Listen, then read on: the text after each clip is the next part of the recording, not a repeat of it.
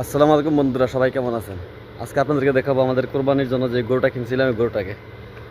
চলেন দেখে আসি গরুটা। এই হলো আমাদের সেই কাঙ্ক্ষিত গরুটি। চলেন দেখে নে।